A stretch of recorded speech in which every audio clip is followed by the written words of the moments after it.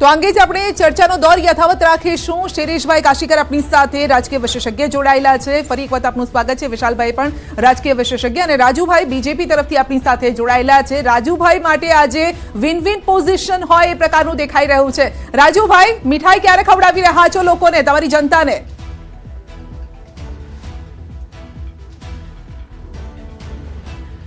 ભારતની અંદર જ્યારે માનનીય નરેન્દ્રભાઈ મોદી સાહેબના શાસનની અંદર વિકસિત ભારત સંકલ્પ લઈને નીકળ્યા હોય ત્યારે દરેક રાજ્યની જનતા એને સહભાગી થવા અને વિકસિત ભારત જે આપણે બનાવવા જઈ રહ્યા છે એમાં યશ ફાળો લેવા માટે જનતા અમારા માટે સર્વોપરી છે અને જનતા જનાર્દનને સાથે રાખીને ચાલનારી પાર્ટી છે।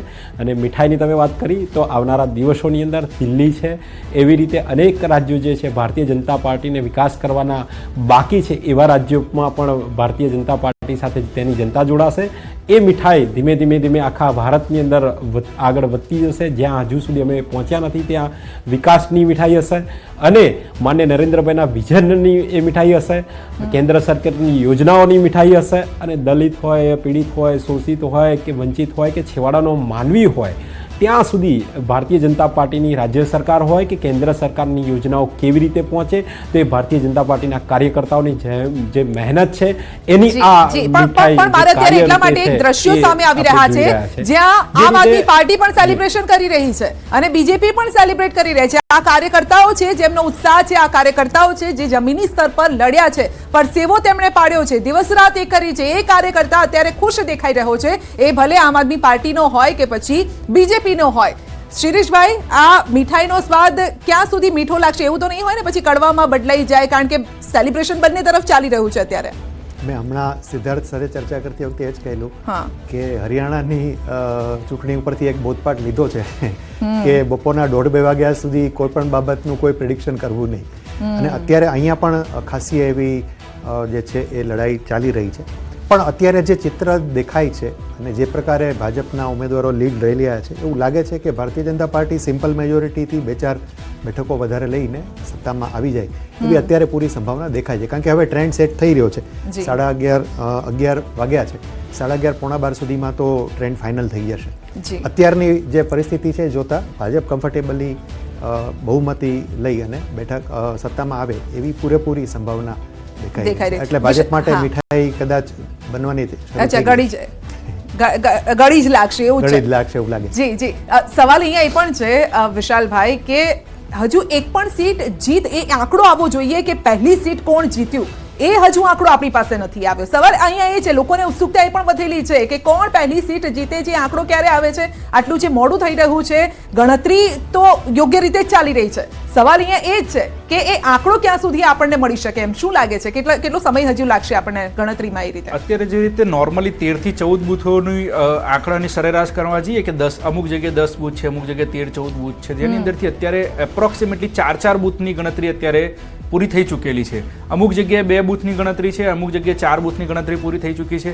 અને જે રીતે અત્યારનો સૌથી પહેલા બેલેટ પેપરની 1 કલાકનો સમય ગણવામાં આવ્યો હતો, એટલે એક સિમ્પલ વસ્તુ કહી છે કે 1 થી 1.5 વાગે આપણી પાસે 90% પિક્ચર ક્લિયર થઈ જશે। ક્યાંક ફરીથી રિકાઉન્ટિંગની ગણતરીની વાતચીત કરવામાં આવે તો ક્યાંક આગુ પાછું થઈ શકે ટાઈમિંગમાં, પણ 1 થી 1.5 વાગ્યાનો ટાઈમિંગ જે હશે કે 1 થી 1.5 વાગ્યા સુધીમાં પિક્ચર ક્લિયર થઈ જશે। કારણ કે અત્યારે જે જોઈ રહ્યા છીએ આપણે, જે રીતેના આંકડા જોવા મળી રહ્યા છે, ક્યાંક ભારતીય જનતા પાર્ટી 43-44 ઉપર આગળ વધતી હોય છે તો ક્યાંક આમ આદમી પાર્ટી પણ 31-32ની આજુબાજુ પહોંચી જતી હોય છે અને ક્યાંક ભારતીય જનતા પાર્ટી અને આમ આદમી પાર્ટી વચ્ચે 2 થી 5 સીટોનો જ ફરક રહી જતો હોય છે। એટલે અત્યારે કહેવું પણ અઘરું છે અને જે રીતે અત્યારે બૂથ જેમ જેમ ખુલી રહ્યા છે, હવે અમુક વિસ્તારો જે છે, જેમ આપણે વાવ-થરાદની અંદર વાત કરી હતી કે વાવ-થરાદની અંદર કન્ટિન્યુ 12 વાગ્યા સુધી કોંગ્રેસ પાર્ટી જબરદસ્ત લીડથી આગળ ચાલી રહી હતી અને ક્યાંક 1 કલાકનો ટાઈમ જે હતો, જ્યાંથી 4 થી 5 બૂથો જેવા હતા સેન્સિટિવ બૂથ, જે ખુલવાથી ભારતીય જનતા પાર્ટી ક્યાંક ઉથલો મારીને આગળ આવી ગઈ હતી અને જે રીતે ભારતીય જનતા પાર્ટીનો વિજય થયો હતો।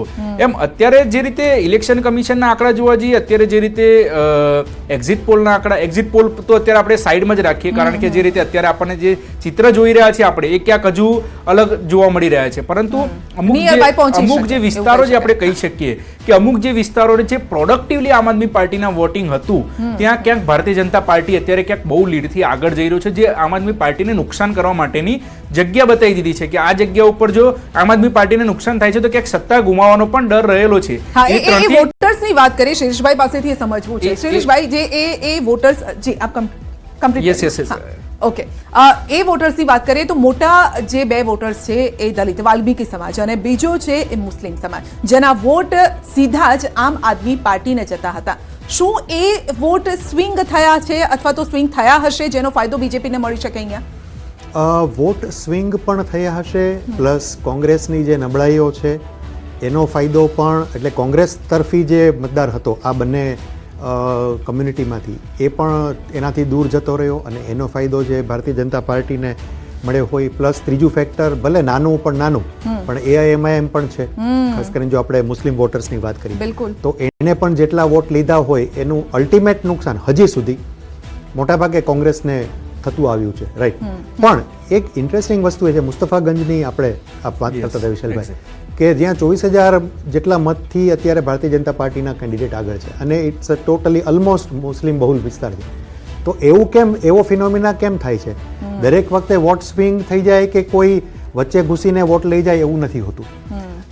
આ મુસ્તફાગંજને જો આપણે એક સેમ્પલ તરીકે લઈએ તો એવું પણ કહી શકાય કે લોકો ધીરે ધીરે ભારતીય જનતા, એટલીસ્ટ દિલ્હીમાં ભારતીય જનતા પાર્ટી તરફ વળી રહ્યા છે, રાઈટ. એટલે આપણે એવું માની લેવું જરૂરી નથી કે ભાઈ બધા મુસ્લિમ વોટર્સ છે માત્ર કોંગ્રેસને જ વોટ આપે કે એઆઈએમઆઈએમને આપે કે કદાચ આમ આદમી પાર્ટીને આપે, નોટ નેસેસરીલી, રાઈટ. અલગ અલગ જગ્યાએ અલગ, શકુર બસ્તીની વાત કરી, શકુર બસ્તીમાં આમ આદમી પાર્ટી આગળ ચાલે છે, રાઈટ, એવું નથી. પણ કેટલીક જગ્યાએ જ્યાં સૌથી મોટું જે વિશાલભાઈ કીધું કે એ વાસ્તવમાં 10-12 વર્ષ આપના ગઢ રહ્યા છે, આપ એના ઉપર મુસ્તાક રહ્યું છે કે અહીંયા તો અમને કોઈ હરાવી જ નહીં શકે, કારણ કે ભાજપ તો નહીં જ હરાવી શકે. ત્યાં ઉલટું થઈ રહ્યું છે, ભાજપ ત્યાં આગળ વધી રહ્યો છે. That is the red signal for Aam Aadmi party કે ભાઈ એનો જે એક પાક્કો વોટર બેઝ જેને ગણતા હતા એમાં હવે ભારતીય જનતા પાર્ટી આવી ગઈ. જી જી રાજુભાઈ, એટલે એ જે વોટર હતો તેના પર આપે દારમદાર પણ રાખ્યો, આપે નજર રાખી અને આપે ત્યાં પહોંચવાનો પ્રયત્ન પણ કર્યો. શું આ એનું પરિણામ કદાચ આપને મળશે આજે?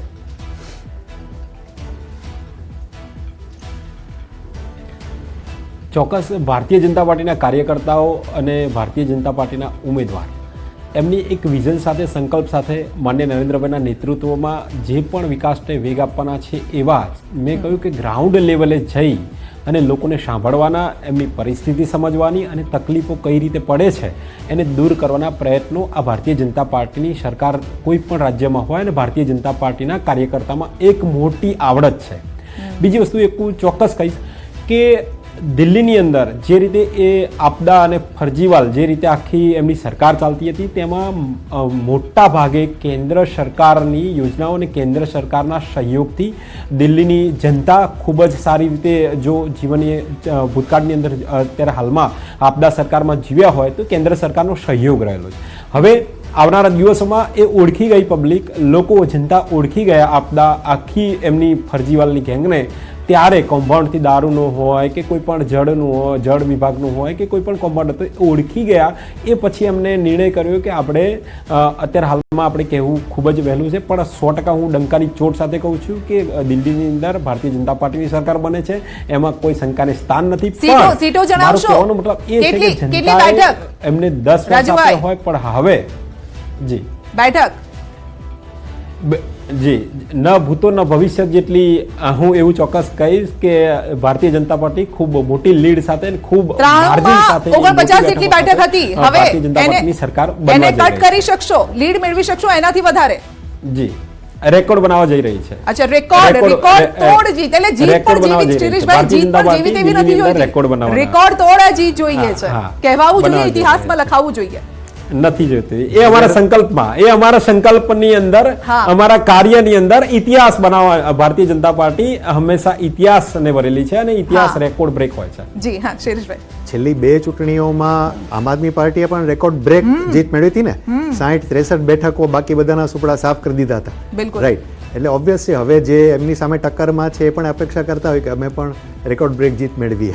પણ માની લો આ રેકોર્ડ કારણ કે શિરીષભાઈ આની પહેલા કીધું કે જીતની નજીક એટલે જે આંકડા હશે એ કદાચ જે મેજિક ફિગર છે એની નજીક પહોંચશે આંકડા. માની લો કે બીજેપી 40-42 ની આસપાસ 45 ની આસપાસ રહે છે, પણ રેકોર્ડ તોડવો હોય જૂની જીતોના તો પછી એના માટે ક્યાંકથી સેટિંગ પણ કરવું પડે. અને એટલા માટે જ વિશાલભાઈ આપણે તો ખબર જ છે કે આમ આદમી પાર્ટી પહેલેથી જ આરોપ લગાવવા માંડ્યા કે ભાઈ કરોડોમાં અમારા જે ઉમેદવારો છે તેમના ખરીદવામાં આવી રહ્યા છે અને આવા લોભામણી લાલચો આપવામાં આવી રહી છે. એક બીજી વસ્તુ તમને આની અંદર અત્યારના જે પરિણામ છે એ મુજબ તમને કહેવા માંગીશ કે આની અંદર જે અત્યારે ઇલેક્શનના જે પરિણામને જે આંકડા જોવામાં મળી રહ્યા છે એની અંદર આપણે 3 વસ્તુની અંદર અત્યારે એનાલિસિસ આપણે કરી શકીએ. એક વસ્તુ એ છે કે જે એકદમ મધ્યમ એકદમ ગરીબ વર્ગ કે જે રોજનું કમાવા વાળો છે કે જેની નાની નાની સ્ટોલ દુકાનો જે આપણે ચાંદની ચોક એરિયાની અંદર કહીએ એ પબ્લિક. બીજી પબ્લિક કે જે બીજી પબ્લિકની અંદર જે રાજનીતિ કરવામાં ધર્મની રાજનીતિ, અને ત્રીજી જે છે એ સૌથી વધારે કે ફેસને લઈને જે રાજનીતિ થઈ ગઈ કે આ ફેસ જે છે એ આ રીતે જેલની અંદર જઈને આવ્યા તો પબ્લિક માટે શું કાર્ય કરશે, અને જે રીતે જે એમના સીસ મહેલો બતાવવામાં આવ્યા કે જે રીતે એમના પ્રોપર્ટીઝ અને જે રીતે અત્યારે કાંડ જે એમના કેસો દર્જ કરવામાં આવે એની રાજનીતિ. આ 3 વસ્તુની અંદર એક વસ્તુ આમ આદમી પાર્ટી માટે એક સારી સાબિત થઈ છે. અત્યારે જોઈ શકીએ છીએ કે જેમનું મોડલ ટાઉન હોય, સદર બજાર હોય, ચાંદની ચોક હોય કે પછી એમની કરોલબાગ હોય કે જે આ એક વર્કિંગ એરિયા જે કહી શકીએ કે જ્યાં આગળ મોસ્ટલી બધા વર્કર્સ રહી રહ્યા છે એ એરિયાની અંદર ક્યાંક ને ક્યાંક આમ આદમી પાર્ટી લીડથી આગળ વધી રહી છે. પરંતુ જે એમના ફેસ કે અરવિંદ કેજરીવાલ કહી લો, મનીષ સિસોદિયા કહી દો કે આતિશી કહી લો, જે અત્યારે હાલ પણ બિલકુલ પાછળ ચાલી રહ્યા છે. એટલે આ ટ્રેન્ડની અંદર અને જે રીતે આપણે વાતચીત કરી કે જે એરિયા જે કોંગ્રેસના વોટર્સ રહેલા હતા કે મુસ્તફાબાદ હોય કે જેની અંદર અત્યારે ભારતીય જનતા પાર્ટી આગળ ચાલી રહી છે. અને અત્યાર સુધીના તમે રિપોર્ટિંગ જોઈ લો કે ગ્રાઉન્ડ રિપોર્ટિંગ જોઈ લો, ત્યાંની પબ્લિકના મોઢે એ વસ્તુ સાંભળવામાં આવ્યું છે કે 2020 પછી જે દંગા 2020 ની અંદર જે દંગા થયેલા હતા ત્યાર પછી ભારતીય જનતા પાર્ટીને એક્સેપ્ટ કરવામાં નહીં આવે એ જ જગ્યાની જે વાત કરીએ કે મુસ્તફાબાદની અંદર અત્યારે હાલ જે છે એ ભારતીય જનતા પાર્ટી જે છે 36,000 વોટથી આગળ ચાલી રહી છે. એટલે આપણે જે બીજી ધર્મની રાજનીતિ જે કહીએ એની અંદર પણ ક્યાંક ભારતીય જનતા પાર્ટીને SC/ST વોટ પ્લસ જે મુસલમાન કોમ્યુનિટીના વોટની અંદર ક્યાંક ભારતીય જનતા પાર્ટી ઊણી ઉતરી છે. અને જે રીતે ગ્રાઉન્ડ લેવલ એમનું વર્ક જે કહી શકીએ કે જે દર વખતે પ્રચલિત છે કે ભારતીય જનતા પાર્ટી જ્યારે એન્ડ વખતે જે પ્રચારકો ઉતારતી હોય છે, જે કાર્યકર્તાઓ જે 45,000 થી વધારે કાર્યકર્તાઓ 15% વોટ માટે એ લોકોએ જે ઉતાર્યા હતા અને જે રીતે પ્રચાર પ્રસાર યુપી MP થી જે રીતે બોલવામાં આવ્યા હતા લોકોને,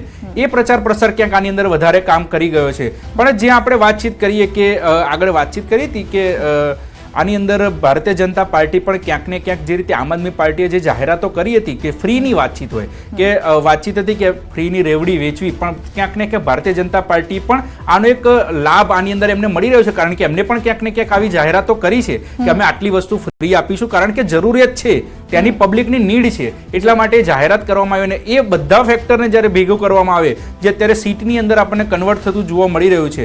અને જે નરેન્દ્રભાઈ મોદીનો જે ફેસ આપણે બીજી વાત કરીએ છીએ કે ભારતીય જનતા પાર્ટી કે એના ઉમેદવારને જોઈને નહીં પરંતુ નરેન્દ્ર મોદીના ફેસને જોઈને અત્યારે આંકડાઓની અંદર અને દર વર્ષે જે આપણે જે ઇલેક્શનોની અંદર જોઈ રહ્યા છે કે જે સીટો જે જેમ જેમ વધતી ગઈ છે એ નરેન્દ્રભાઈ મોદીના ફેસના કારણે આ સીટની અંદર વધારો જોવા મળી રહ્યો છે. અને પ્રચારમાં પણ વિશાલભાઈ એ જ કીધું ને ડબલ એન્જિનની સરકાર બનશે. જો અહીંયા આવશે તો ડબલ એન્જિન સરકાર. હું વિશાલભાઈની વાતમાં એક ઇન્ટરેસ્ટિંગ ફેક્ટર જોઉં.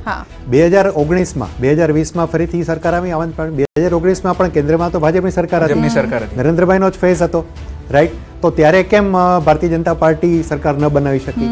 પણ આ છેલ્લા 5 વર્ષની અંદર જે તેજીથી ઘટનાક્રમો થયા છે અને જે ઝડપથી આમ આદમી પાર્ટીનું દિલ્હીમાં પ્રતિષ્ઠાનું ધોવાણ થયું ને એને બહુ મોટો ફટકો માર્યો છે.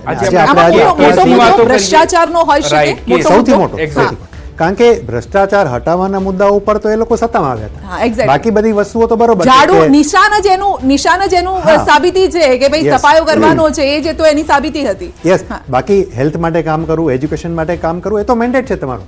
પણ લોકોએ તમને એના માટે ત્યાં સ્તર પર બેસાડ્યા હતા કે તમે લોકપાલ લાવશો, તમે ભ્રષ્ટાચાર હટાવશો અને તમે એક ઓલ્ટરનેટિવ પોલિટિક્સ આપશો જે ભાજપ પણ નથી આપતો અને કોંગ્રેસ પણ નથી આપતો. એનાથી તદ્દન વિપરીત થયું. 3 મહત્વના નેતાઓ આમ આદમી પાર્ટીના ભ્રષ્ટાચારના ગંભીર આરોપોમાં જેમને 2 મહિના સુધી જામીન ના આપ્યા, સુપ્રીમ કોર્ટે જામીન ના આપ્યા, એ જેલમાં હતા, હમણાં જેલ જામીન ઉપર એ બહાર આવ્યા છે. તો એની બહુ એક મોટી ઇમ્પેક્ટ છે. અને ભારતનો મતદાતા છે ને એ આંધળો નથી કે મૂર્ખ પણ નથી, એ જોવે છે કે આપણે કયા દ્રષ્ટિકોણથી આ લોકોને સત્તામાં લાવ્યા હતા અને હવે આ લોકો શું કરી રહ્યા છે. ભલે એક બીજી મહત્વની વસ્તુ વિશાલભાઈ કે નેરેટિવ, આખી ગેમ છે ને નેરેટિવની, નેરેટિવ રાઈટ. તમે જેમ કે ભાજપના પ્રવક્તા છે ને એ બે શબ્દો સતત વાપરે છે અને શબ્દો આખી ચૂંટણીમાં સતત વપરાયા, ફરજીવાલ અને હજી એક કંઈક શબ્દ શીશ મહેલ, રાઈટ. આ બે સતત શબ્દો વપરાતા રહ્યા છે જેને કારણે લોકોને મગજમાં આ વાત આવી કે હા યાર વાત તો સાચી છે, આ વાત હજી કહેતા હતા નથી કંઈક ઊંધું જ થઈ રહ્યું છે. અને મહાકુંભ આવી ગયો જે એ પણ થઈ ગયું મહાકુંભની અંદર. અને બીજી વસ્તુ બજેટ ફેક્ટર, આ બજેટ ફેક્ટર પણ એની અંદર ક્યાંક કામ કરી ગયું કે જે રીતે 12 લાખનો જે સ્લેબ હતો, જે મધ્યમ વર્ગને ખુશ થઈ ગયો, એને જે રીતે ખુશ કરવામાં આવ્યો. એટલે બજેટ પ્લસ યમુનાનો મુદ્દો, જે મહાકુંભનો મુદ્દો અને વોટર્સોને જે અત્યારે સ્પેશિયલી ગ્રાઉન્ડ ઉપર ઉતારીને એમની જે નજર સામે જે એમની ગંદકી, પાણીના પ્રશ્નો, દિલ્હીની અંદર મેઇન પાણીનો પ્રશ્ન હતો, ત્યાં આગળ ક્યાંક કદાચ ભારતીય જનતા પાર્ટીના વોટ વધવા, સીટ વધવી એનું કારણ બની શકે. જી રાજુભાઈ, જે આરોપ બીજેપી પર લગાવવામાં આવતા હતા આમ આદમી પાર્ટી તરફથી ભ્રષ્ટાચારના, આ દાવ ઊંધો પડ્યો કે શું?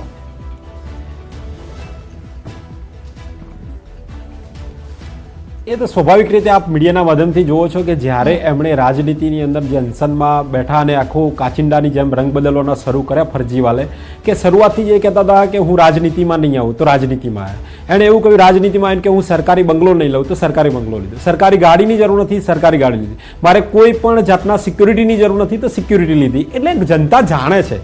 હમણાં જ આપણા વિશ્લેષકશ્રીએ કહ્યું કે આ ભારતની જનતા એ મૂર્ખ નથી કે બહેરો નથી કે મૂંગી નથી, એક બધું જ જાણે છે કોણ શું કરે છે ને કેવું બોલે છે ને શું કરે છે. ચાહે કોઈ પણ પક્ષ હોય, ભારતીય જનતા પાર્ટી પણ હોય, એના વચનો જે પણ સંકલ્પ હોય તો જનતા જાણતી હોય છે કે અમને જે પણ સંકલ્પ પત્રમાં જે જનસંઘથી લઈને અત્યાર સુધીમાં આપણે સંકલ્પની અંદર હતું રામ મંદિર બનાવવું, તો અમારો એક સંકલ્પ પત્રમાં ત્યારથી જ હતો. નવું જે પરિસ્થિતિ સમયના આધીન કે જે તે રાજ્યની ભૌગોલિક પરિસ્થિતિના આધીન સંકલ્પ પત્ર હોય, પણ જે મૂળ એજન્ડા હતા એને ક્યારે અમે એને રદ નથી કર્યા. રામ મંદિર હોય, 370 હોય, ટ્રિપલ તલાક હોય, તો આ બધા જ કેન્દ્ર સરકારના જનસંઘથી લઈને આખા સંકલ્પ પત્ર હતો એમણે સાર્થક કર્યા છે. બીજી વસ્તુ એક ચોક્કસ આપના પ્રતિષ્ઠિત ચેનલના માધ્યમથી એવું કહીશ હું, અને એ ફરજીવાલ હોય અને ફરજીવાલની આખી પાર્ટી અને જે આપના આખી ગેંગ છે આમ આદમી પાર્ટીના કાર્યકર્તાઓ છે એના માટે ચોક્કસ કહીશ કે દિલ્હી હમારી હૈ, બસ अब पंजाब की बारी है. એટલે સમજી જજો કે અમે યોજનાઓ અને વિકાસના વેગ સાથે નીકળીએ છીએ. માન્ય નરેન્દ્રભાઈનું જે વિકસિત ભારતનું લક્ષ્ય છે એના સાથે ફરીથી કહું છું કે દિલ્હી હમારી હૈ, अब पंजाब की बारी है. એટલે તમારા જૂઠા વચનો, ઠાલા વચનોને ભૂલી જજો, જનતાને છેતરવાના. અને દિલ્હીની અંદર જે તમે કહી શકાય કે આખું 5400 કરોડનું રાશન વિતરણ કૌભાંડ હોય, 4500 કરોડનું બસ કૌભાંડ હોય, 571 કરોડનું આખા દિલ્હીની અંદર સીસીટીવીનું કૌભાંડ હોય, 2800 કરોડનું જળ નિગમ કૌભાંડ હોય, આ બધા કૌભાંડોથી ભરેલી આચરેલી આ આખી આમ આદમી પાર્ટીને અમે ફરજીવાલ અને આપદા ગેંગ એટલા માટે કહીએ છીએ કે જનતાએ જે વિશ્વાસ એમના ઉપર મૂક્યો હતો એ ફક્ત ને ફક્ત એમણે કૌભાંડો કરવા માટે અને પોતાનું ભલું કરવા માટે એમણે ઉપયોગ કર્યો. એટલે જનતા જડબે સલાક એમને જવાબ આપ્યો છે આ ચૂંટણીની અંદર. અને આવનારા દિવસોની અંદર તમે જોજો, વારંવાર હું કહેતો હોઉં છું, આમ આદમી પાર્ટી એક ભૂતકાળ બની જશે. પોલિટિકલ ટુરિસ્ટની જેમ આવેલી પાર્ટી, કાચિંડાની જેમ રંગ બદલતા એના નેતાઓ એક ભૂતકાળ બની જશે. વારંવાર કહેતો આવ્યો છું કે કોંગ્રેસનો સફાયો કર્યો, તમે આમ આદમી પાર્ટીનો સફાયો કરશો, લડશો કોની સામે પછી?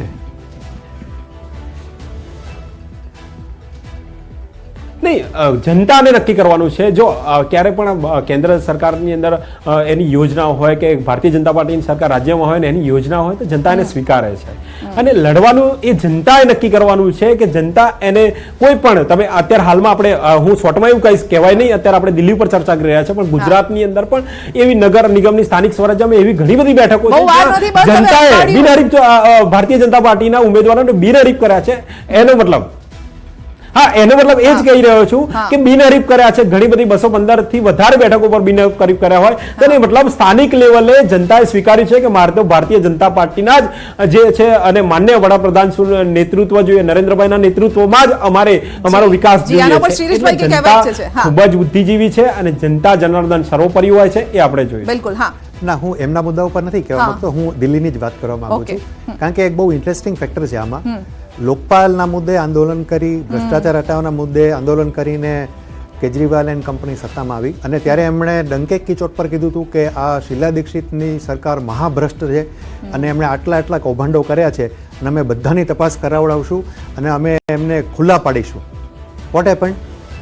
છેલ્લા 12 વર્ષની અંદર એક પણ કૌભાંડ એ ના તો સાબિત કરી શક્યા, ના તો કોઈને ખુલ્લા પાડી શક્યા, કશું થઈ શક્યું નહીં.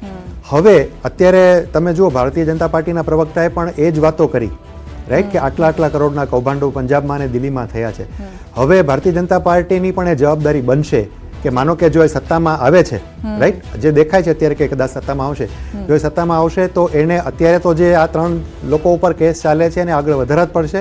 પ્લસ એમણે જે કૌભાંડોની વાત કરી છે કે આટલા કૌભાંડો છે, એ બધામાં કૌભાંડોમાં એમણે કામ ચલાવવા પડશે અને લોકોમાં એ સાબિત કરવું પડશે કે અમે કહેતા હતા કે આ કૌભાંડ છે એટલે ખરેખર કૌભાંડ હતું, આ લોકોએ ખરેખર ભ્રષ્ટાચાર કર્યો છે. નહીં તો શું થશે કે 2 વર્ષ પછી લોકો ફરી પાછું એ જ વિચારશે કે તો આના કરતા આમ આદમી પાર્ટી શું ખોટી હતી. એ લોકો એવું જ કહીને સત્તામાં આવ્યા હતા. તો ભાજપ એવું ન કરે અને ભાજપે એ વસ્તુનું ખાસ ધ્યાન રાખવું પડશે. બરોબર છે, વિકાસ છે કે એનું જે કાંઈ વિઝન છે એ બધું છે જ, એ તો ભાજપ આટલા વર્ષોથી કરે જ છે અને એને પ્રૂવ કર્યું છે, એમાં બે મત નથી. પણ જો એને કહ્યું છે કે આ લોકો ભ્રષ્ટાચારી છે અને અમે ભ્રષ્ટાચાર હટાવવા માટે આવી રહ્યા છીએ, then they have to prove કે આ લોકો ખરેખર ભ્રષ્ટાચારી છે અને એને જેલમાં નાખવા. આરોપ રાજુભાઈ, આરોપ સાબિત કરવા પડશે. ફક્ત ચૂંટણી પૂરતા આ ખાલી સ્લોગન સારા લાગે, પરંતુ જ્યારે જમીની હકીકત હોય તો જનતા પણ જવાબ માંગશે કે તમે શું સાબિત કર્યું. યસ,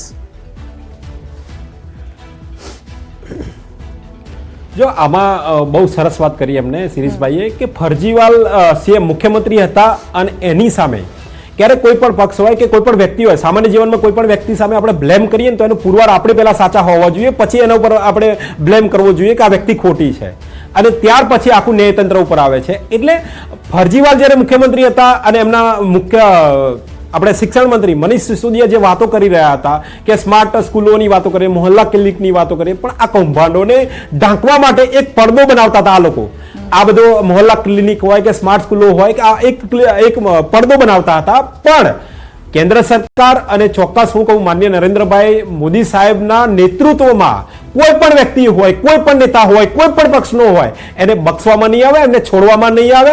અને ભૂતકાળની અંદર તમે જોયું છે કે આ તો મુખ્યમંત્રી હતા તો પણ એમની સામે એક્શન લેવાતા હોય, નાયબ મુખ્યમંત્રી એમની સામે એક્શન લેવાતા હોય અને એમને જેલમાં જવું પડતું હોય તો એ જામીન ઉપર છૂટ્યા છે અને એ પ્રેસ કરીને એમ કરે છે હું ક્લીન ચીટ મળી ગઈ મને અને હું ચોખ્ખો હતો કે પણ ભાઈ તમને જામીન મળે છે, જામીન ઉપર તમે ફરી રહ્યા છો અત્યારે. એટલે એ બાબતને પણ ન ભૂલવી જોઈએ કે એ જેલમાં એમના જે પણ સમય ગાળીને આવ્યા છે, આવનારા દિવસોમાં એ પણ કેસ ચાલુ છે અને ભારતની અંદર ન્યાયતંત્ર સર્વોપરી છે.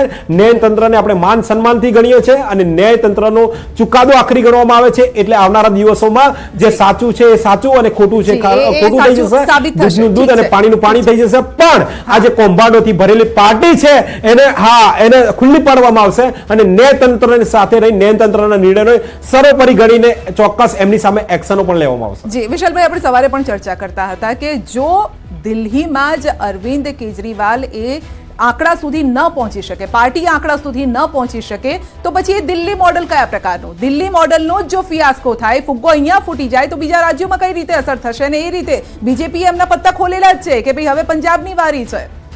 100% જે રીતે દિલ્હી મોડલથી ગુજરાતની અંદર પહેલા એન્ટ્રી માટે આવ્યા, એન્ટ્રીની અંદર મ્યુનિસિપલ કોર્પોરેશનનું ઇલેક્શન હતું જેની અંદર સુરતની અંદર બહુ જોરશોરથી સીટો આવી ગઈ. સીટો આવી ગયા પછી ક્યાંક ને ક્યાંક એમના ફરીથી તે તૂટી ગયા ત્યાંથી. પ્લસ બીજી વસ્તુ કે વિધાનસભાનું ઇલેક્શન આવ્યું ત્યાં પણ એમની 3 થી 4 સીટો આવી ગઈ. 3 થી 4 સીટો ગુજરાતની અંદર એ મોડલ, એ લોકો જે ચૈતર વસાવાની સીટ ગણીએ કે આદિવાસી વિસ્તારની સીટો ગણીએ, એ લોકો સ્પેશિયલી દિલ્હી મોડલ દરેક જગ્યાએ દિલ્હી મોડલને જ રજૂ કરવામાં આવતું. કારણ કે અહીંયા આગળ જ્યારે ગુજરાતની અંદર પ્રચાર પ્રસાર કરવામાં આવે ત્યારે અમે મોહલ્લા ક્લિનિક બનાવીશું, અમે હાઈ સ્કૂલ સારામાં સારી સુવિધાવાળી સ્કૂલો બનાવીશું, અમે મહિલાઓને આટલા પૈસા આપીશું. આ જ બધા વાયદા વચનથી જ્યારે ગુજરાતની અંદર પણ એન્ટ્રી લઈ ચૂકેલા છે. પરંતુ જ્યારે જો દિલ્હીની અંદરથી ગઢ જશે તો કોંગ્રેસને આમ આદમી પાર્ટીને પંજાબની અંદર કપરા ચઢાણ જે કહી શકીએ કે જે અત્યારે ભગવત માનની સરકાર જે છે એના માટે બહુ જ ખરાબ પરિસ્થિતિ પંજાબની અંદર આવવાની શક્યતા છે. કારણ કે જે દિલ્હી મોડલ જ પંજાબની અંદર મોડલ તરીકે અત્યારે વિકસિત કરેલું છે. એટલે એક વસ્તુ છે કે આટલા પ્રચાર પ્રસારથી જો દિલ્હીની અંદર પણ જો ન જીતી શકતા હોય તો સ્પેશિયલી પંજાબ અને બીજા રાજ્યો માટે તો હવે આમ આદમી પાર્ટી એક જે નામો નિશાન જે અત્યારે કોંગ્રેસનું અત્યારે આપણે જોવા નથી મળી રહ્યું, એમ ક્યાંક આવનારા ભવિષ્યની અંદર આમ આદમી પાર્ટી ઇલેક્શન તો લડશે, પરંતુ જે કોંગ્રેસની જે સીટો જે આંકડા જોવા મળી રહ્યા છે એ ક્યાંક આમ આદમી પાર્ટી માટે જોવા મળી રહે. એક આનાથી આપણે એક બીજી વસ્તુ વિચારીએ કે જે રીતે 2 દિવસથી ગઈકાલથી જે ચર્ચાની અંદર આવ્યું હતું કે અમારા ધારાસભ્યોને ઓફર કરવામાં આવી રહી છે, આમાં ક્યાંક જો પરિણામોમાં આપણે ઉલટું વિચારી લઈએ અત્યારે હાલ કે જે 40 જે છે અને 30 જે છે એ ક્યાંક જો આની અંદર ઉલટું થઈ જાય, કેમ કે આ તો ઇલેક્શન છે, ઇલેક્શનમાં ગમે ત્યારે ગમે તે થઈ શકે છે, તો એ જોવાનું રહેશે કે આમ આદમી પાર્ટીમાંથી ધારો કે સીટો અત્યારે વધારે આવે છે તો આમ આદમી પાર્ટીમાંથી કોણ જાય છે અને કોણ આવે છે.